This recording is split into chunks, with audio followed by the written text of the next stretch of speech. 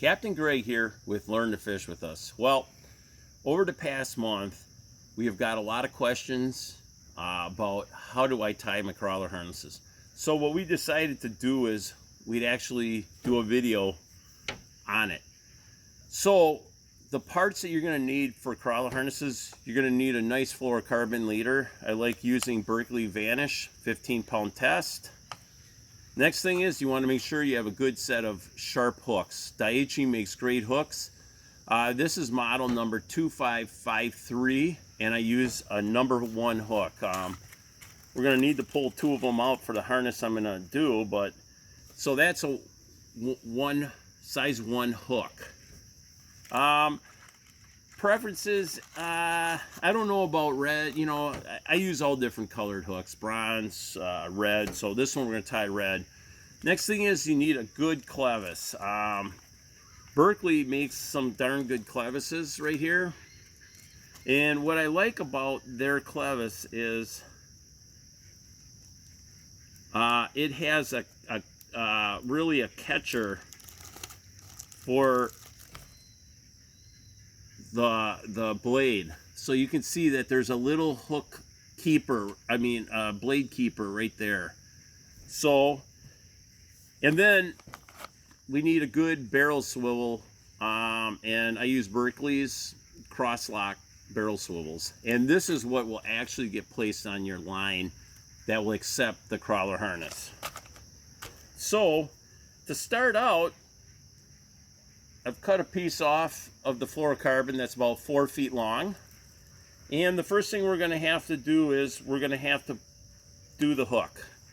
So we're going to start out, as you can see, I brought the line through the eye. So a little bit different method from one of my other Snell videos, but this is just another quick knot. Then what I'm going to do is wrap this around 7 or 8 times. Take the end of your crawler harness, come through the eye, grab it, and now what we're going to do is we're going to wet the Snell knot, grab it with the end, and you can see now we got a nice Snell. Next I'm going to do is I'm going to have a pair of snips, and what I'm going to do is snip it, but we still have a tag end there so it doesn't slip out. Now I'm going to bring up the second hook, go through the eye, slide it down to about 4 inches away from that hook, and we're going to do the same thing. Bring the line down so it creates a loop, and then we're going to do is wrap it around 7 or 8 times again.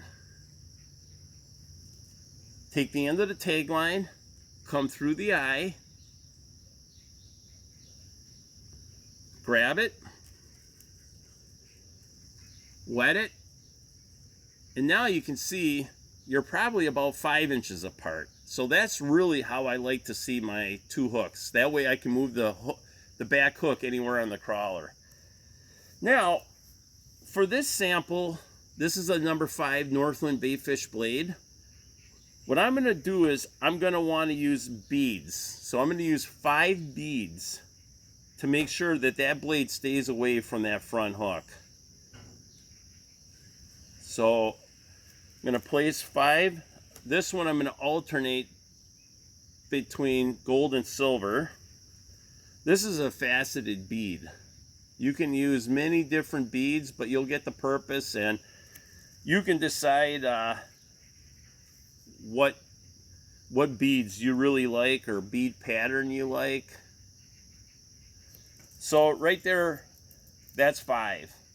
Now the next thing we're going to do is we're going to take our blade holder, clevis, and we want to make sure that it is, whoa. Okay, we'll get another one here quick.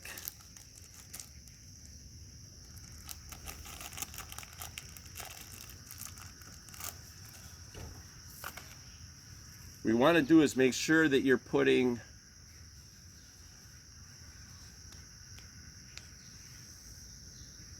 it down.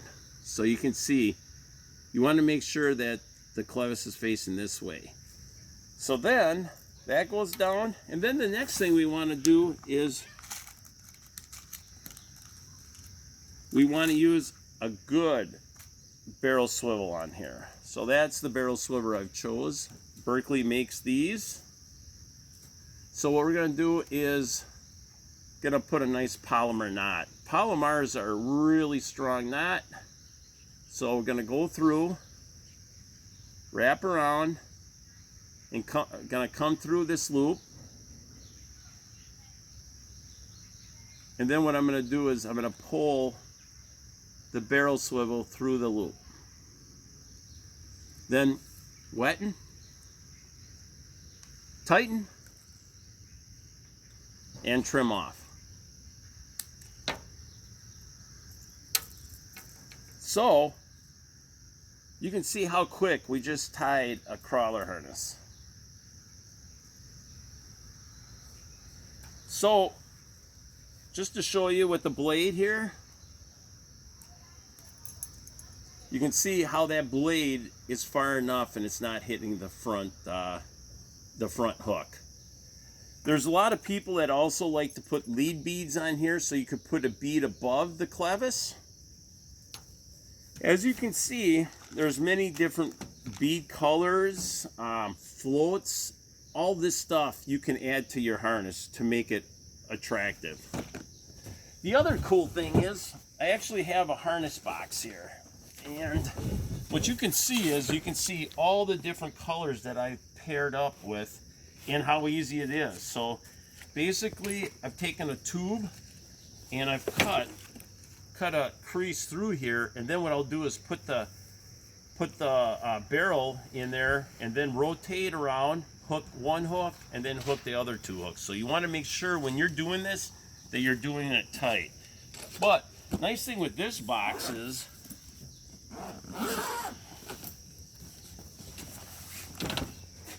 I actually have two sides to this. So you can see I have many different harnesses and many different colors. Pinks, pearls, teals, orange. So what you can do is mimic what you would like. And you can mimic back to the blades. So I'm going to have another video that's going to talk a little bit more about the different harness blades. So this is Captain Greg with Learn to Fish with us. Thanks for tuning in.